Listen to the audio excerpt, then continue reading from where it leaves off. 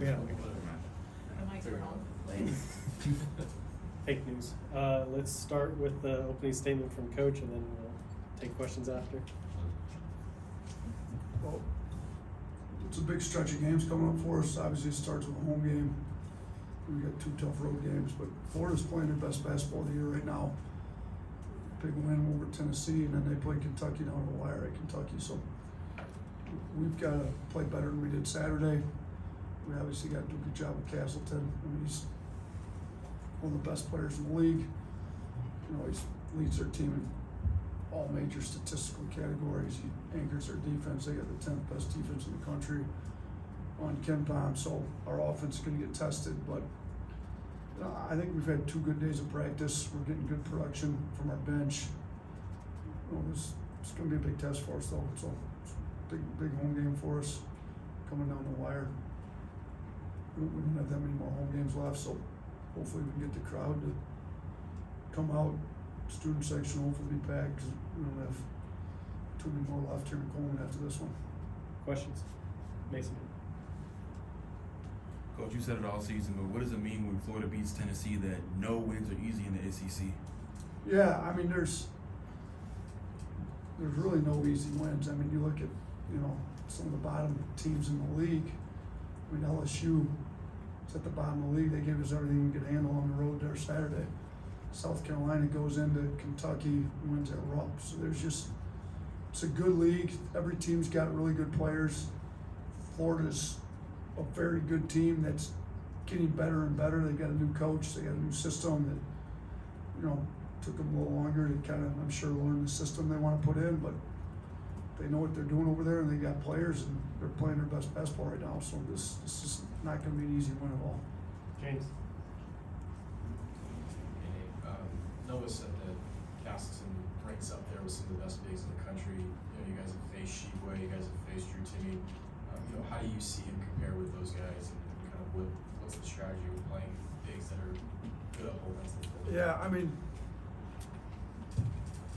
you know, we obviously look at Ken Ponder in there. He's got like National Player of the Year rankings. I think Collins in the top 10 on that. So, you know, last week, if you look what he did last week, he averaged, I think, 23 and 9.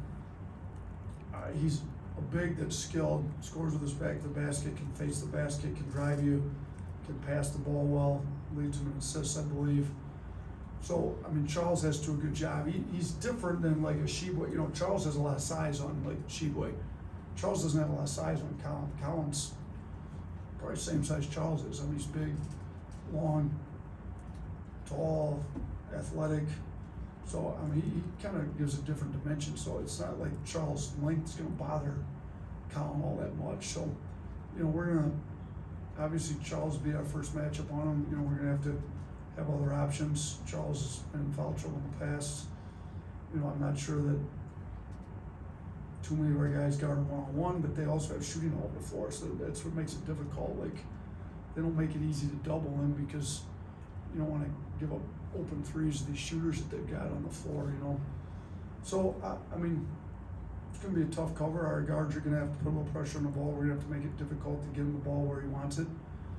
You know, they've got good counters to when you try to take their stuff away, but if our intensity is where it needs to be, I think we can make things a little more difficult just in general, overall. But yeah, he's going to cause problems because of his length, and I just don't think Charles' length's going to bother him nearly like Charles' length has bothered some other bigs that he's done well against. Charlie.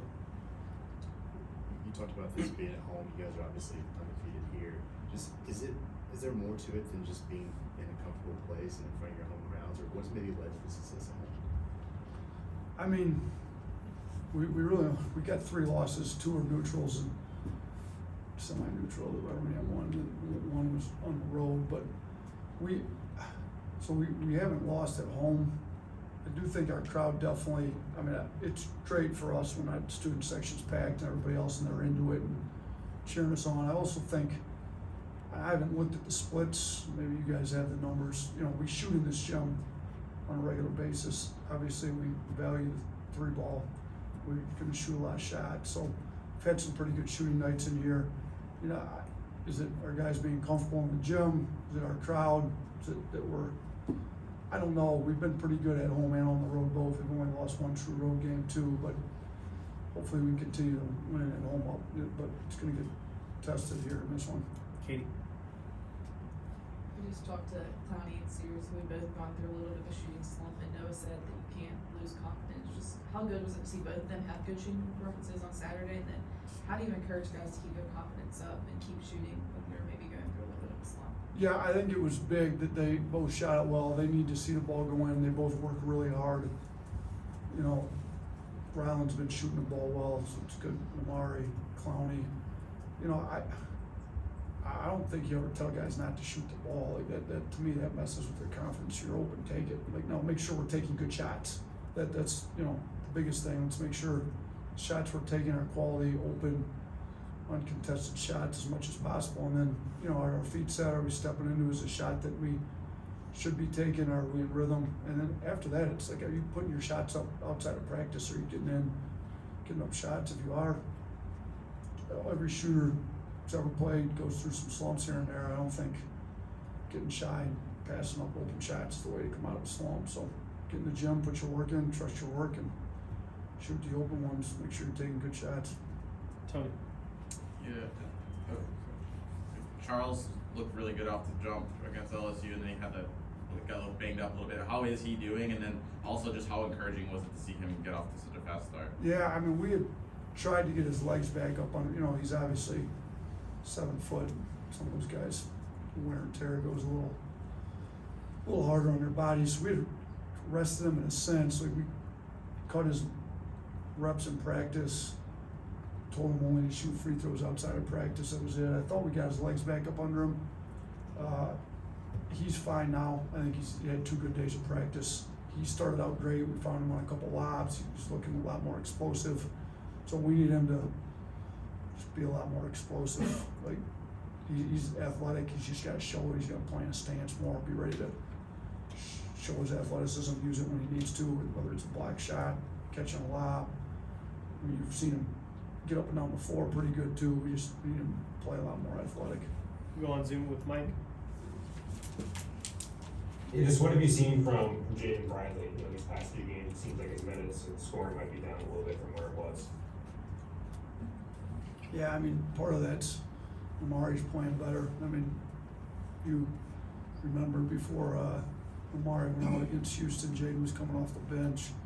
So it's hard to balance minutes with everybody. You know, we need Jaden to be an elite level defender. You know, some teams have been playing off him a little bit, and I think sometimes it might muddy up his pick and roll reads. We're trying to get him just to still have an attacking mindset. You know, he's a great passer.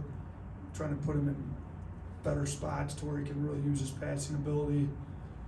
You know, and I thought he did a good job. He found Charles on right out of the gate. He's done a good job with that early. You know, we put him in some stuff. We gotta maybe try to go back to some of the early stuff we put him in some of these games. So, look, he's had a good couple days of practice. I think his energy's been up. He's one of those guys we really need to have him be an elite level defender when he's on the floor, though, to, you know, continue to get the minutes that he'd been getting before. So that's what we've been telling him. Mason. Obviously, you mentioned the talent that's in the SEC with Sheway and Castleton, but with 10 guys on this team that can all be solid rotation players, what does it mean that when you practice and when you go against each other, that the best talent that these guys can face is really in-house or could be in-house? Yeah, like today, our second unit, we keep track of all the games. We have a winner and a loser at the end of the day. Our second unit beat our first unit today, which I didn't even think our first unit was bad. We just, you know, when you got guys like Quinterly, Amari, Ryland on that second unit, they're shooting the ball well. They had it going pretty well. So, you know, if you look, I think over the last 5 contests, I think our bench is averaging 34 points a game. So when you get that kind of production off your bench, sometimes if you have a tough start to the game, you may get a boost. You know, Quinterly come in, get you going. Amari come in, make a couple shots like he did at LSU. You know, Ryland come in and get something going for us like that. So it's been good to have production off the bench. It's great to have spirited competitive practices, especially, you know, we played Saturday, we don't play till Wednesday, so Sunday's off, so we kind of really got after it Monday. It was a day after an off day, and it wasn't the day before a game, so thought we really got better on Monday and some stuff that we weren't very good at Saturday. But you can pick two competitive teams that can really get after it and get guys at every spot, multiple guys at each position that can make each other better. So I think that's part of why we compete so hard in the games usually. Awesome. You're kind of pushing forward here to March.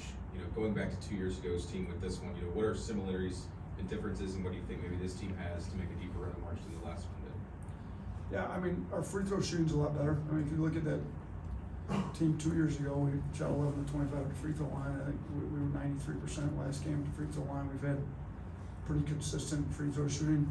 That's better. We got multiple options, which, as opposed to last year, you know, last year KQ goes down. We were already thin in the backcourt, really limited us against Notre Dame. We just, if somebody wasn't playing well, we just didn't have many options. This year, if somebody's not playing well, we got plenty of options to go to. I mean, we still haven't even seen a great version of Don Welch, who scored pretty well his entire college career. So if we get him going, he just give us another option. So I think we're deeper. I think we shoot free throws better. We're a much better defensive team this year than last year. Now, defensively, we're similar to 2 years ago. We were pretty elite on both ends of the floor. We're a little better offensive team this year.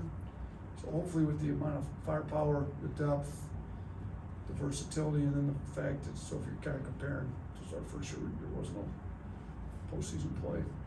But so if you're comparing the last 2 years, we're a way better defensive team than last year, and I think we got more depth and better free throw shooting team, a little bit better offensively than we were 2 years ago. Obviously, you know, in college basketball, teams get judged a lot on how they finish in the NCAA tournament. It's a one-game deal. Like, as you see over the course of the college basketball season, any one game, anybody's susceptible to losing, anybody kind of can get a win. So to purely judge a program just on how they do in the NCAA tournament, I think is a little short-sighted. So, you know, I don't want our guys thinking, you know, Final Four bust or anything like that. We just need to play our best basketball in March, and we don't need to put all the extra pressure on us. But I do think we got a chance to make a run. You know, when I was at Buffalo, we won 3 out of the 4 MAC tournaments up there. I think we were peaking at the end of the year in 3 out of those 4 years. I think you got to be smart with how hard you push your guys in practice, how all that type of stuff. But you also got to have some luck goes into it too. I mean, shoot, another team goes on fire. Sometimes, I mean, we didn't play great against Oklahoma, but boy, they shot it really well. Like, run up against somebody like that in the tournament, or you just can't make a shot in the tournament. I mean, there's some breaks you need to get to make some of these deep runs that some teams make in the NCAA tournament. Charlie. You just kind of briefly mentioned Dom there. I didn't see him play in the last game. Is that something where he's dealing with an issue, or maybe is that more bench minutes like you were talking about a minute ago? I mean, more, Omari was playing great, Ryan was playing good, and you know, I just didn't get a chance to get him in. So I mean, look, he's been practicing really hard. He's a great kid. He's shown he can play at a high level in college. Like, we're still planning on using him. I thought he played really well these last 2 days in practice. So hopefully we find a spot to get him in there. We good? Awesome. Thank you, Coach.